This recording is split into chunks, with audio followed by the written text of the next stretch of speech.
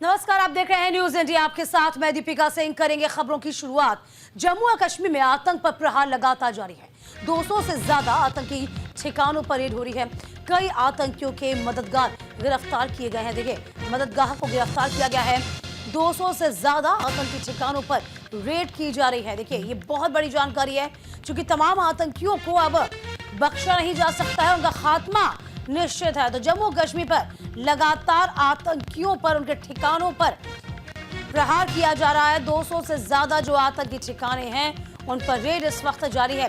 जो भी आतंकवादियों के मददगार हैं, जो मदद करते हैं उनको भी गिरफ्तार किया जा रहा है।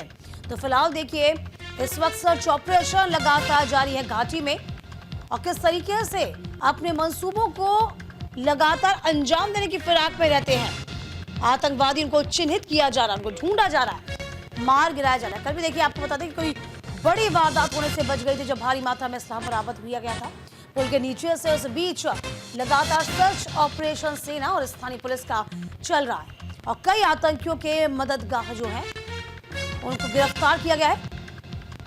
जम्मू कश्मीर पर लगातार पुलिस सर्च अभियान चलाए हुए है। देखिए, घाटी का माहौल हमेशा खराब करने की कोशिश इन आतंकवादियों की होती है। धारा 370 हटने के बाद से पड़ोसी मुल्क बौखलाया हुआ, और इसी बीच आतंकवादी जो गतिविधियां हैं उसमें भी पिछले कुछ वक्तों से आप देखा होगा इजाफा भी हुआ था। हालांकि इस पर लगातार अंकुश लगाने की कोशिश सेना के जवान कर रहे हैं।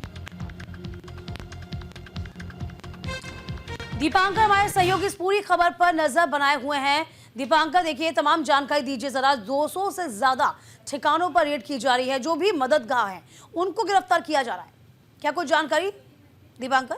हाँ, बिल्कुल। हम आपको ये बताते चले, जब आप जम्मू कश्मीर की बात करते हैं तो जम्मू प्रांत पूरा और श्रीनगर, कश्मीर घाटी पूरा, ये क्षेत्र आते हैं। जम्मू प्रांत में जिस तरह से पिछले 2 सालों में लगातार आतंकवादी घटनाएं बढ़ी, ये एक चिंता का विषय था। और एक किस्म से एक बहुत बड़ा प्रहार जो है वो ओवरग्राउंड वर्कर्स या स्लीपर सेल्स या अंडरग्राउंड वर्कर्स, यानी कि जो मददगार है आतंकवादियों के, उन पर किया जा रहा है। आज अगर हम कहें तो 5वां दिन है लगातार पूरे जम्मू प्रांत के अलग किश्तवाड़ की बात हो, डोडा, राजौरी, पुंछ, कठुआ का बनी इलाका, उधमपुर का बसंतगढ़ का इलाका, तमाम जो इलाके जहां पर पहाड़ी इलाके जहां पे ये ओवरग्राउंड वर्कर्स, अंडरग्राउंड वर्कर्स हैं, इन पर कार्रवाई जो है वो की जा रही है। 200 से ज्यादा ठिकानों को, या कहें कि समर्थक या संदिग्ध हैं, उनके घरों को और अलग जगह पे जम्मू कश्मीर पुलिस और तमाम सिक्योरिटी एजेंसीज कार्रवाई कर चुकी हैं।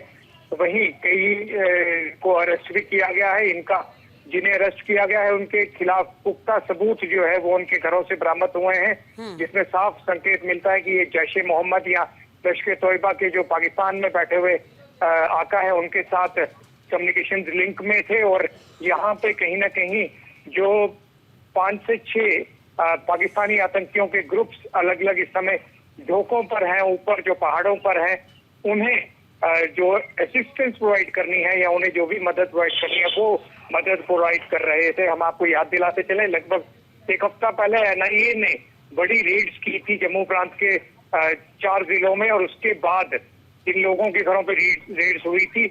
आगे जो लीड्स मिली थी, उन लीड्स को जम्मू कश्मीर पुलिस लगातार ट्रैक कर रही है। कल खुद इस पूरे मामले पर अनंत जैन, जो एडीजीपी जम्मू है, वो मीडिया के सामने आए। उन्होंने कहा कि एनएसजी कमांडोज की जो तैनाती है वो स्पेशलाइज्ड फोर्सेस की तैनाती जम्मू में कर दी गई है, और इस तरह के जब भी कोई हमला होता है या टेरर ऑपरेशन होता है, उसमें स्पेशलाइज्ड फोर्सेस जो है वो हमारी मदद करती है। उन्होंने साफ कहा कि किसी भी तरह का अगर कोई overground worker, underground worker help कर रहा है, और अगर किसी को कोई इन्फॉर्मेशन मिलती है और वो पुलिस को नहीं बताता है, तो उसे एक क्रिमिनल ऑफेंस माना जाएगा। देश के खिलाफ ये कार्रवाई मानी जाएगी और इन्हें छोड़ा नहीं जाएगा। दूसरी तरफ कल एलजी मनोज सिन्हा भी रियासी में थे, जम्मू में। उन्होंने भी कहा कि जम्मू कश्मीर में आतंकवाद को पूरी तरह से जड़ से उखाड़ फेंकना होगा। एक बात बहुत जरूरी समझनी है इस साल की, अगर हम बात करें, आपने देखा किस तरह रियासी में एक बस पर हमला होता है, हमारे श्रद्धालु 9 शहादत पाते हैं। दूसरी तरफ कठुआ के बनी इलाके में आर्मी कॉन्वॉय पर हमला होता है। अलग अलग जगह पर हमलों के सिलसिले जारी रहे। उधमपुर के अलावा पट्टी टॉप की पहाड़ी, डोडा किश्तवाड़ में कई जगह पे आतंकी घटनाएं हुई और इन सब के बीच एक जवाब देना मुश्किल था केंद्र सरकार के लिए कि अगर 5 अगस्त 2019 के बाद आपने स्थायी शांति की बात की थी तो वो स्थायी शांति कहाँ है। बिल्कुल। और इसीलिए अमित शाह ने डायरेक्शन दी और ये बड़ी कार्रवाई अगले कई दिनों तक चलेगी।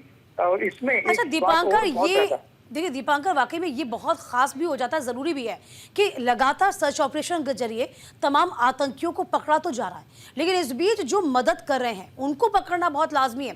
क्या इस तरह के जो ऑपरेशन पहले भी चले हैं, या हमने काफी लंबे अरसे से नोटिस करे हैं कि जो मददगार है, क्योंकि उनके बिना कुछ नहीं हो सकता, वही एक लिंक का काम करते हैं।